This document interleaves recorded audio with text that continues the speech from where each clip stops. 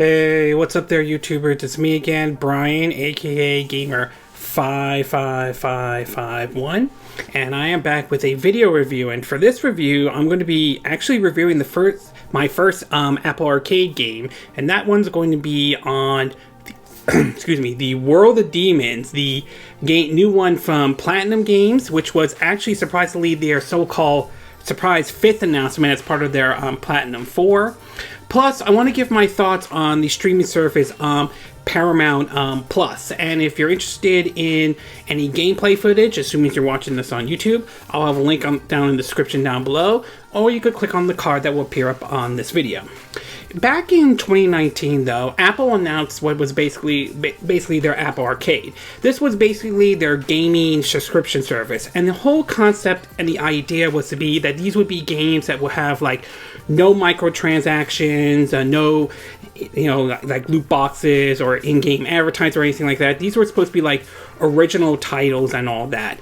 And having tried the service, though, there were certain games that were kind of a hit and miss and all. There were some good games there. There were some that were okay and all that stuff. The service, looking at it now, is that it's good, but it's also depending on how you set your expectations. If you're looking for good games, if you're looking for games to play that don't have loot boxes or microtransactions or anything like that, then you probably would enjoy Apple Arcade, especially since it works on both iPhones, iPads, and your Mac, and also I think Apple TV. But if you were aiming for something along the lines of what you would see on Xbox Game Pass, like say Outriders or like Nier Automata or like Grand Theft Auto or anything like that, this is probably not the service for you, though.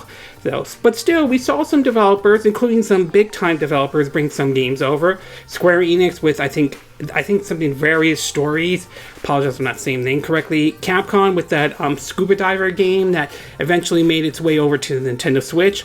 And now we have Platinum Games bringing over a game called World of Demons, which originally was supposed to be a free-to-play game and all that stuff, and I think it was released on the App Store in other parts of the country before being pulled out, and now being brought back as part of a Apple Arcade exclusive, though. And while I won't say it reaches the highest based on my time with the game that games like Bayonetta is, it still maintains that Platinum feel that Platinum is known for and all that. So why don't we get started with the pros and cons, and we'll start off first with the pros. And the first one I do want to say is the visuals. And I gotta say, I am very impressed with what the developers of Platinum did putting this on the Apple Arcade. I love the whole Japanese art style. Best way to sum it up is that it basically gives off a bit of an Okami vibe to it all, which is considered a classic among a lot of people, especially when it was released on the PS2, and then the Wii, and then made its way over to, I think, the PS3, 360, and the Nintendo Switch, though. The art style is I think follows those old Japanese art style and all, and it looks really good, from some of the character design to the yokais in the game, though. You definitely get that Okami vibe out of it, though, which certainly is not a bad thing at all. So, and it's a very good example of how art style can be important to a video game, and sometimes having a good art style can make up for any lack of graphical bells and whistles that some games might be lacking, though. So this definitely shows how art style is very important, at least when it comes to developing a video game and all. The next thing I do want to talk about is the gameplay, and the gameplay definitely is good. It definitely has that Platinum feel to it that you are known for. Basically, you have your attacks, though, and you have your yokais that you can use to attack other yokais or other demons, shall we say, if I'm saying the name correctly. Sometimes, though, you could do if you have, depending on the combination, you could do have two yokais attack an enemy and do massive damage and all that stuff. But the combat is just very much sort of like a hack and slash kind of approach. And at the end of each battle, though, you do get graded on how well in terms of how well you took damage, how well you were quickly to beat the boss and all that stuff. So you basically get a grade, which is kind of similar to what we've seen with other Platinum games, whether it's like games like Bayonetta or the wonderful 101 and all. So the gameplay is really good and all. You know, there's also hidden secrets in each of the levels. So for an Apple Arcade game, from a combat standpoint, this is really good and all. And to some degree, I'm kind of getting a little bit of a Onimusha vibe out of it, which certainly isn't a bad thing. Side note, Capcom, I would really love to see another Onimusha game, even if it's a remake. And Platinum, I definitely would be down with your take on Onimusha and all, although I can see World of Demons kind of being a take on Onimusha to a certain degree. And last but not least, I do want to talk about is the touchscreen controls. And I will say the touchscreen controls do work in this game, though. Now, when it comes to touchscreen controls, though, for me, I look at it as that there are games where it's just like using touchscreen controls makes a game like unplayable. There are cases where the touchscreen controls do work, but a controller might be a better option. And then there are games where the touchscreen controls work just fine. The touchscreen controls actually do very well, so you could play it either with or without a controller and all. And I have to say, I'm very impressed with what Platinum did with the touchscreen controls. Basically, when playing on like an iPhone or an iPad, to be exact, though, you're moving when you touch the screen, moving your thumb on the left side of the screen will basically move your character, while I think moving to the right will rotate the camera. There's also buttons there ranging from selecting your yokai to one's for attack and one's for dodging, all that stuff. And I have to say, I'm actually kind of impressed with the way Platinum was able to handle the touchscreen controls in a game like World of Demons. So I gotta say, hats off to Platinum for being able to pull that off, though. Okay, we're going to take a quick break, and when we get back, we'll get to part 2, which are the cons, plus my thoughts on Paramount+. So we'll take a quick break, and we will be right back.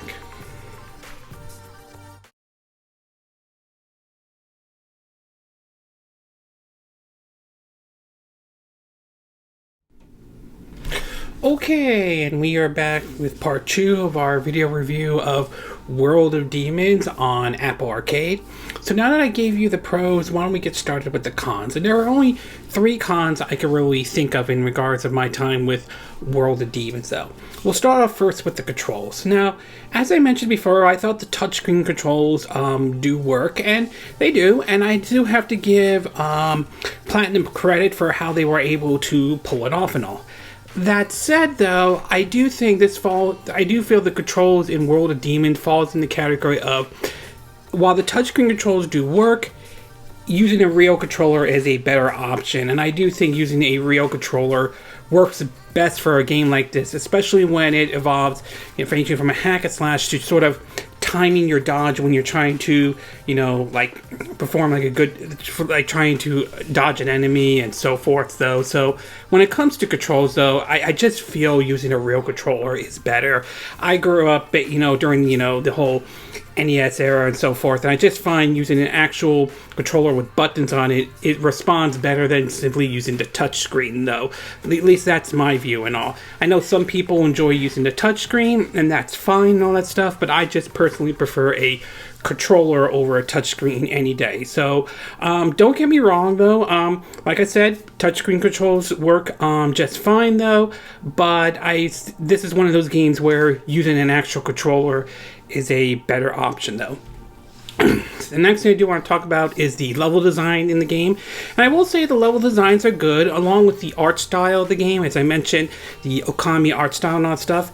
The levels look just fine and all that stuff. It's just that when compared to games like the wonderful 101 or Bayonetta, to be exact, the level designs in those games are better, mostly because of the over-the-top stuff that the game could do, and the vast world that they help create, though. And while I'm not saying the level designs are bad in World of Demons on Apple Arcade, they just never reach the level like Bayonetta or Nier Automata or Wonderful 101 does. Again, that doesn't mean the game is bad or anything like that. It's just don't expect that kind of level of, level designs and so forth. And last but not least, I do want to talk about one of the things I did notice in basically World of Demons is that although the game runs at a good 60 frames per second, though, I did notice that there are times when there are some slowdowns here and there sometimes in the game, though, mostly when things get a little bit too intense. Now, it is worth pointing out, I noticed that more on my iPad than I did on my iPhone or on my iMac. Some of that might be because I have a old iPad, though. I think it's an iPad Air 2. I'm not 100% sure. I may have to double check that, though. Compared to my iPhone, which I have an iPhone X or the latest iMac and all that. So when playing it on my iPad, I noticed the frame rate sort of dropped down to like 30 frames per second, at least as far as I'm aware of, compared to on my iPhone X or on my iMac, where it runs at a good 60 frames per second. So some of that might be depending on how old your device is and all that, but I don't deny the fact that there are times when the frame rate kind of takes a little bit of a hit when things get a little bit too intense, though. Excuse me. Overall, World of Demons is a surprisingly fun game, especially on the Apple Arcade, though. It maintains that platinum vibe and feel to it, though, which certainly is a good thing, though. The visuals in the game look really good. I love the Okami art style that they aim with for this game. And I will say the touchscreen controls surprisingly do work in this game, and that certainly is a good game. Excuse me, that certainly is a good thing. That said, though, I still think using a real controller is a better option, though. And while the level design and the world looks great and all, don't expect it to be on the exact same level as Wonderful 101 or Bayonetta. And there are times when the frame rate kind of dips a little bit when things get a bit tense, though some of that, like as I mentioned, may be depending on how old your device is. But in either case, World of Demons is definitely an enjoyable game on the Apple Arcade, though. I definitely would be open to seeing more games like this come to the Apple Arcade service.